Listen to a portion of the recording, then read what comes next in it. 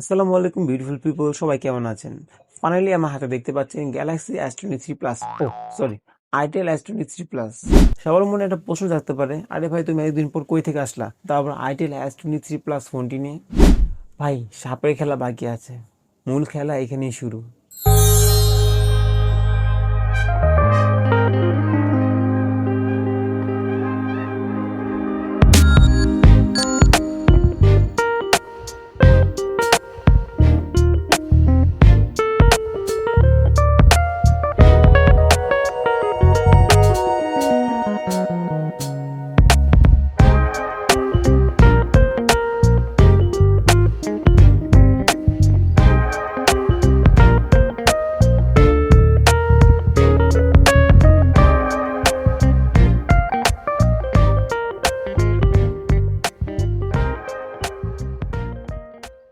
Itel S23 plus ফোনটি launch করা হয়েছে অলমোস্ট এক মাসেরও বেশি সময় হয়ে গেছে অলরেডি। এরই মাঝে এই ফোনটিকে পেয়ে অনেকের জীবন সোনায় সোহাগা হয়ে গেছে, আবার অনেকের জীবন তেজপাতা হয়ে গেছে। আজকে ভিডিওতে তেমন কিছুই বলবো না, জাস্ট অসাধারণ থেকে কিভাবে অদ্ভুত হয়ে গেল আমাদের S23 প্লাস ফোনটি। চলুন তাহলে দেখা যাক S23 প্লাসের কিছু চমৎকার সেলিং পয়েন্ট। 6.78 ইঞ্চি 3D কার্ভ ডিসপ্লের পাশাপাশি AMOLED panel with DCI P3D colour game mode থাকছে ফোনটিতে। কোম্পানি এই ফোনটিতে কর্নিং গোরিলা গ্লাস 5-এর প্রোটেকশন দিয়েছে। 7.9mm আলট্রা স্লিম বডি করা হয়েছে, যা যথেষ্ট প্রিমিয়াম ছিল। 8GB র্যামের সাথে 8GB আরও ভার্চুয়াল র্যাম অ্যাড করা যাবে এবং 256GB ফোন স্টোরেজ করা হয়েছে। 32 মেগাপিক্সেল ফ্রন্ট ক্যামেরার পাশাপাশি রেয়ারে দেওয়া হয়েছে 50 মেগাপিক্সেল ডুয়েল রেয়ার ক্যামেরা। তাছাড়া 18 ওয়াটের একটি ফ্ল্যাশ চার্জার থাকছে ফোনটির সাথে। চমৎকার একটি ডাইনামিক নোটিফিকেশন বার এবং chat GPT AI assistant support থাকছে। এই হচ্ছে মূলত আইটেল S23 প্লাস স্ট্রং কিছু পয়েন্ট। ফার্স্ট ইমপ্রেশনে সত্যি বলতে গেলে অসাধারণ ছিল S23 প্লাস কার্ভ ডিসপ্লে। 20,000 টাকা বাজেটে এরকম অসাধারণ ডিভাইস এখন পর্যন্ত কোনো ব্র্যান্ড নিয়ে আসতে পারেনি কার্ভ ডিসপ্লে দিয়ে। এদিক থেকে ফোনটিকে আমি থামস আপ দিতে চাই। ফোনটির ডিসপ্লে সাইজ ছিল 6.78 inch full HD plus AMOLED curve display, কিন্তু কথা হলো 90 হার্জ মামাকে ফোনের কোথায় খুঁজে পায়নি। কোম্পানি এখানে 90 হার্জ অন্তর দেওয়া দরকার ছিল, কিন্তু ফোনটিতে অসাধারণভাবে কর্নিং গোরিলা গ্লাস 5-এর প্রোটেকশন দেওয়া হয়েছে। এটা অসাধারণ ছিল, আমি স্বীকার করি। ফোনটির ডিসপ্লে রেজলিউশন ছিল 1080 থেকে 2400, 93% screen to body ratio, 99% DCI P3 colour game mode, 500 nits brightness. Company ব্রাইটনেসের দিক দিয়ে একটু বেটার করলে বেটার হতো আমি মনে করি। তাছাড়া ডিসপ্লে টাচ স্যাম্পলিং রেট ছিল 240 হার্টজ। ফোনটিতে অ্যামোলেড ডিসপ্লের পাশাপাশি পেয়ে যাবেন in display fingerprint scanner. Itel brand হিসেবে ইন ডিসপ্লে ফিঙ্গারপ্রিন্ট স্ক্যানারটি যথেষ্ট ফাস্ট এবং রেসপন্সিভ ছিল।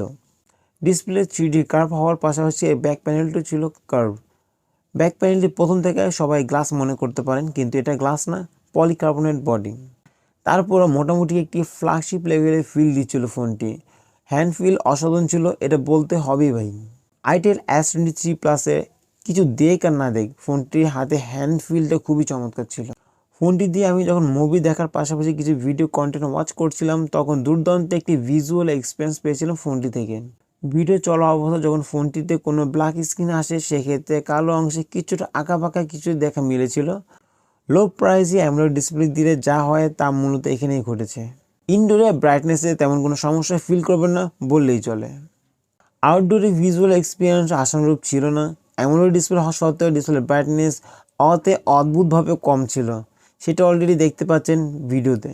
আইটেল S23 প্লাসে অ্যামোলেড ডিসপ্লে দেওয়া সত্ত্বেও অ্যামোলেড ডিসপ্লে কিছু ল্যাকিংস রয়ে গেছে, এখানে কিছুটা কোম্পানিকে বেটার করার চেষ্টা করতে পারতো। তাছাড়া ফোনটি নিচে দেওয়া হয়েছে সিঙ্গেল একটি স্পিকার, ডুয়েল স্টুডিও স্পিকার থাকলে খুবই অসাধারণ হতো। তাছাড়া সাউন্ড কোয়ালিটি মোটামুটি ডিসেন্ট লেভেলে লেগেছে, অতটা খারাপ বলবো না আমি। আইটেল S23 প্লাসের রেয়ারে দেওয়া হয়েছে 1.8 অ্যাপারচার যুক্ত 50 মেগাপিক্সেল মেন শুটার এবং অপরটি ছিল অক্সিলারি লেন্স। 20,000 টাকা ফোন হিসেবে ক্যামেরা যথেষ্ট ভালো ছিল, মোটামুটি ডিটেল পাওয়া গিয়েছিল ফোনটি থেকে। 50 মেগাপিক্সেল ক্যামেরা দিয়ে অনেকগুলো ছবি ক্যাপচার করা হয়েছিল, প্রাইস বিবেচনায় বেটার ছিল। তাছাড়া ফোনটির রিয়ার ক্যামেরার অ্যাপারচার অনেক ভালো ছিল, যার জন্য ভালো মানের কিছু ছবি ক্যাপচার করতে পেরেছি আমরা। রিয়ারের 50 মেগাপিক্সেল ক্যামেরায় যথেষ্ট পরিমাণ ডিটেল ধরে রাখার চেষ্টা করছিল, আবার কিছু ক্ষেত্রে ডিটেলের ঘাটতি পাওয়া গিয়েছিল। তাছাড়া ছবি তোলার সময় ডিসপ্লের ব্রাইটনেস খুবই পরিমাণ প্যারা দিয়েছে। ডে লাইটে ছবি তোলার সময় এক্সপোজারের সমস্যা ফিল করেছি, তাছাড়া ন্যাচারাল স্ক্রিন টোনটা পাওয়া যাচ্ছিল না ফোনটি থেকে। তাছাড়া ফোনটির ফ্রন্টে দেওয়া হয়েছে 32 megapixel front camera. Front camera দিয়ে দুর্দান্ত কিছু ছবি ক্যাপচার করেছিল। আমি নিজে আমার নিজের কিছু ছবি ক্যাপচার করে দেখি, ছবির কোয়ালিটি পার্সোনালি আমার কাছে ভালো লেগেছে। ছবি মোটামুটি ডিসেন্ট লেভেলে ছিল। আমরা সবাই একটা কথা জানি, সেটা হচ্ছে ওপরে ফিটফাট, ভিতরে সদরঘাট। চলুন তাহলে সবাই মিলে একবার সদরঘাটতে ঘুরে আসি। S23 প্লাসের হার্ডওয়্যার সেকশনে আমরা চলে গেলে সিপিইউ হিসেবে দেখতে পারবো টাইগার সিরিজের T616 চিপসেটটি দেওয়া হয়েছে। এই চিপসেটটি 12 nm আর্কিটেকচার বিল্ড করা হয়েছে। এর সর্বোচ্চ ক্লক স্পিড ছিল 2.0 GHz। যেহেতু অক্টোকোর প্রসেসর, এই চিপসেটটি দিয়ে এভারেজ লেভেলে একটি পারফরমেন্স পাওয়া যাবে আশা করা যায়। টাইগার T616 এর সাথে আমি হেলিওর G85 এর সাথে কম্পেয়ার করে দেখেছি। 616 সামান্য পরিমাণ শুধু সিপিইউ পারফরমেন্সের দিক দিয়ে এগিয়ে ছিল, বাকি গেমিং এবং ব্যাটারি পারফরমেন্সের দিক দিয়ে হেলিওর G85 এগিয়ে ছিল। তাছাড়া আমি পার্সোনালি T616 চিপসেটটি দিয়ে সন্তোষজনক পারফরমেন্স পাইনি। আইটেল S23 প্লাসের অপটিমাইজেশন অনেকটা কমতি ফিল করেছি আমি। লং টাইম ফোন ইউজ করার পর পারফরমেন্সের ড্রপ লক্ষ্য করেছি আমি।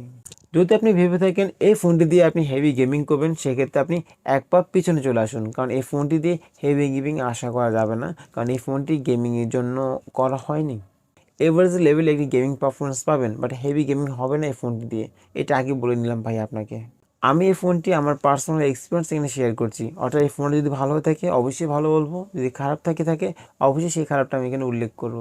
আপনি চাইলে এই ফোনটি দিয়ে ফ্রি ফায়ারের মতো টুকিটাকি গেমিং চালিয়ে নিতে পারবেন, তাতে কোনো সমস্যা নেই।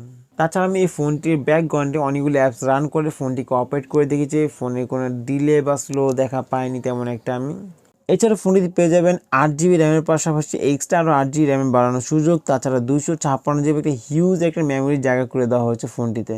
তাছাড়া এই ফোনটিতে কিন্তু শুধু দুইটা সিম ইউজ করতে হবেন, এক্সট্রা কোনো মেমোরি কার্ড ইউজ করতে পারবেন না, এটা জেনে রাখেন। পাশাপাশি ফোনটির ভিতরে ফাস্ট চার্জিংয়ের জন্য দেওয়া হয়েছে 18 ওয়াটের একটি ফাস্ট চার্জার। ফোনটি রান করছে অ্যান্ড্রয়েড ভার্সন 13। তাছাড়া ফোনটিতে চমৎকার দুটি ফিচার অ্যাড করা হয়েছে। একটা হলো ডাইনামিক বার, যেটা আপনার নোটিফিকেশন শো করবে। ফোনের উপরে যে আপনার ক্যামেরা আছে, সেই ক্যামেরার উপরে একই জায়গাটা একটা ডাইনামিক বার চলে আসবে, যখন ফোনটা চার্জ দেবেন কিংবা কোনো SMS কিংবা কল আসবে, এখানে ডাইনামিক বার চলে আসবে। আর সেকেন্ড যে জিনিসটা, সেটা হলো চ্যাট জিপিটি, অর্থাৎ চ্যাট জিপিটি এআই অ্যাসিস্ট্যান্ট পেয়ে যাবেন। আপনি চ্যাট জিপিটির কাছে যে কোনো আস্ক করবেন, সেই জিনিসটা আপনি সুন্দর করে ব্যাখ্যা করে দেবেন। আপনি অলরেডি জানেন চ্যাট জিপিটি জিনিসটা কী, অর্থাৎ আপনি নিজের প্রশ্নের প্রত্যেকটা ব্যাখ্যা সুন্দরভাবে করে দেবে। আপনি যাই চাইবেন তাই আপনার সুন্দরভাবে ব্যাখ্যা আপনাকে ডিটেইলি দিয়ে দেবে। এটা হচ্ছে মূলত চ্যাট জিপিটি। এই ছিল মূলত আইটেল S23 প্লাসের ফুল একটি রিভিউ। S23 প্লাস ফোনটি রিভিউ করার মূল উদ্দেশ্য ছিল ফোনটি সম্পর্কে একটা আইডিয়া নেওয়া, পাশাপাশি ফোনটি আপনার কেনা ঠিক হবে নাকি ঠিক হবে না, সেটা মূলত আমি ব্যাখ্যা করার চেষ্টা করেছি আমার ভিডিওর ভিতরে।